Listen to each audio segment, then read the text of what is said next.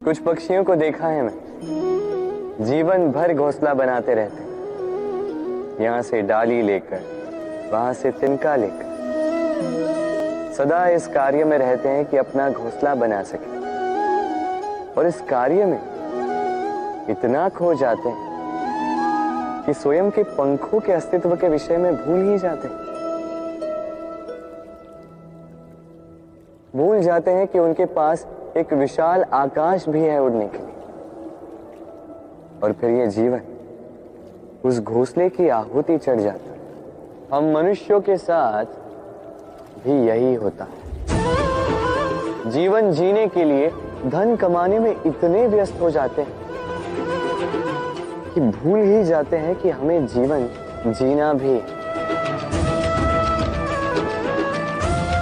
धन जीवन जीने के लिए होता है, जीवन धन कमाने के लिए नहीं। तो आप केवल घोंसला बनाते मत रहिए,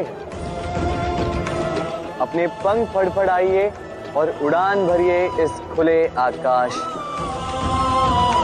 हुई धूप में जब हमारा शरीर जलता है, हमें गर्मी का अनुभव होता है। तभी यदि वर्षा होती है और वर्षा की बूंदें आके हमारे शरीर पे गिरती हैं, तो कैसा अनुभव होता है। कि वर्षा की बूंदें जब धरा पर गिरती है, जो नाद उत्पन्न होता है, लगता है जैसे संगीत है।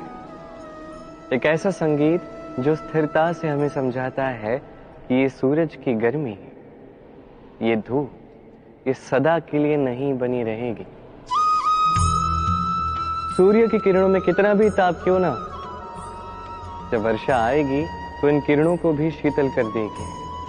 सूर्य का तेज कितना भी अधिक क्यों ना, कभी ना कभी काले मेघ आएंगे और सूर्य को ढक देंगे। अर्थात ये प्रकृति हमें सिखा रही है कि किसी का भी प्रकाश, किसी की भी मेधा सदैव नहीं बनी रहती।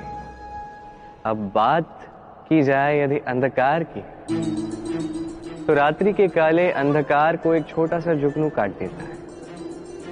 अर्थात अंधकार भी सदैव के लिए बना नहीं रहता। ये हम समझ गए। अब आपसे केवल दो प्रश्न पूछता हूं।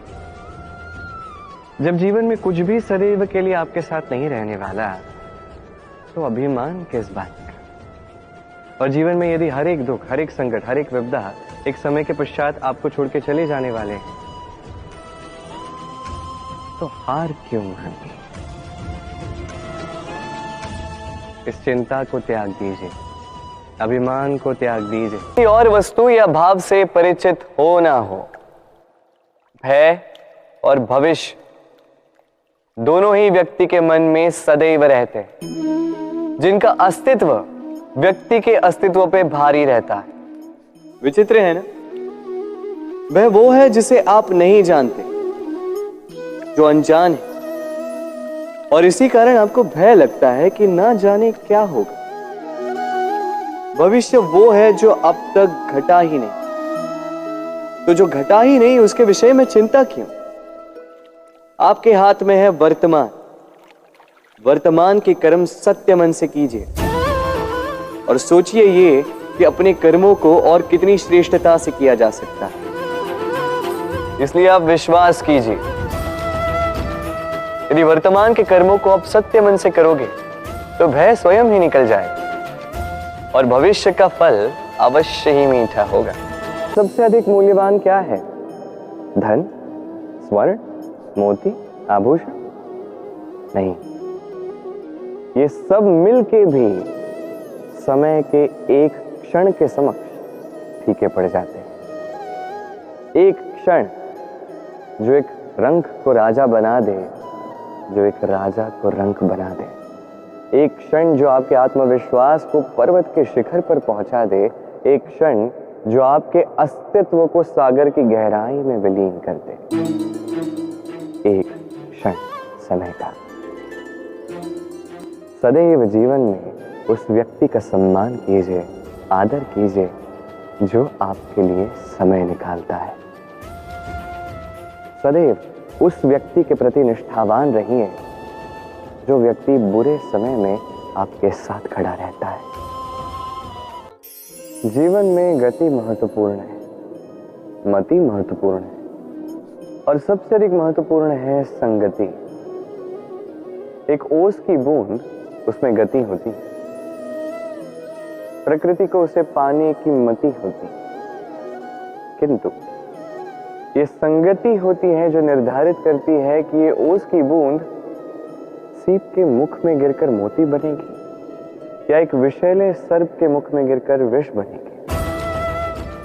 अब देखिए, कचरा तो एक स्वर्णकार के दुकान पे भी होता है और कचरा किसी व्यापारी के दुकान पे भी होता है, किंतु कचरा जो स्वर्णकार के दुकान में होता है वो व्यापारी के दुकान के कचरे से अधिक मूल्यवान होता है, क्योंकि उसमें सोने के कणों की संगति होती है।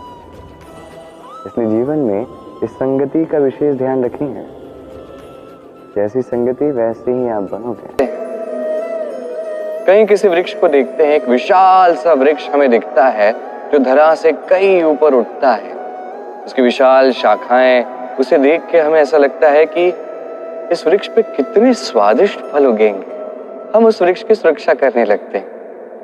वहीं एक और पौधा भी होता है जो धरा से किंचित मात्र ही ऊपर उठता है, किंतु उस पौधे के नीचे, धरा के नीचे अत्यंत स्वादिष्ट फल और सब्जियां होती जो हमारे स्वास्थ्य के लिए अत्यधिक श्रेष्ठ होती। इसलिए कभी भी आवरण देखकर किसी को मापने का प्रयास मत कीजिए। उसके स्थान पे ये समझने का प्रयास कीजिए कि आपके सामने जो व्यक्ति या वस्तु है उसकी क्या विशेषता है। यदि ये विशेषता समझना आप सीख गए, यदि ये कला आपने अपने भीतर जागृत कर दी, तो इस संसार की विशेषता क्या है आपको ज्ञात होगी। और ये सारा खेल दृष्टि का नहीं, दृष्टिकोण का है। एक युद्ध है जो चलता आ रहा है, जो चलता रहेगा। पाप और पुण्य के मध्य का युद्ध, सत्य और असत्य के मध्य का युद्ध। ये युद्ध चलता आ रहा है और जो युद्ध में लड़ते हैं हम सदैव उनकी जय जयकार करते हैं।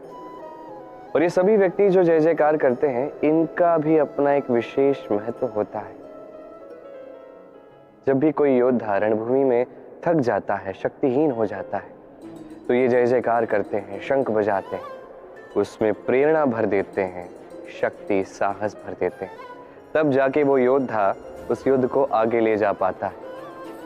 जब श्री राम लंका जाने के लिए सेतु बना रहे थे, तब एक नन्ही सी छोटी सी गिलहरी अपने मुख में जितनी हो सके उतनी मिट्टी भर के उन सबकी सहायता कर रही थी।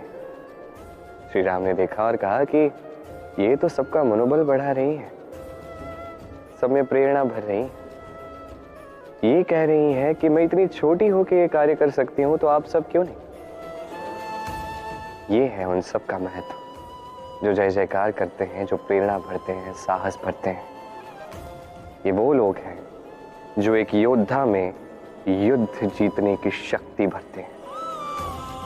हम सभी फल खाते हैं, किंतु हमें वही फल प्रिय होते हैं जो परिपक्व होते हैं, जो नम्र हो जाते हैं और भी अधिक मीठे स्वादिष्ट हो जाते हैं, जिनका रंग खिल उठता है। वैसे ही जीवन में हम अनेक मनुष्यों से मिलते हैं, किंतु वही मनुष्य हमारे मन को भाते हैं जो विनम्र होते हैं, जिनकी वाणी मीठी होती है, जिनके भीतर एक आत्मविश्वास का तेज, एक रंग सा दिखता है। अब ऐसा व्यक्ति हम कैसे बने?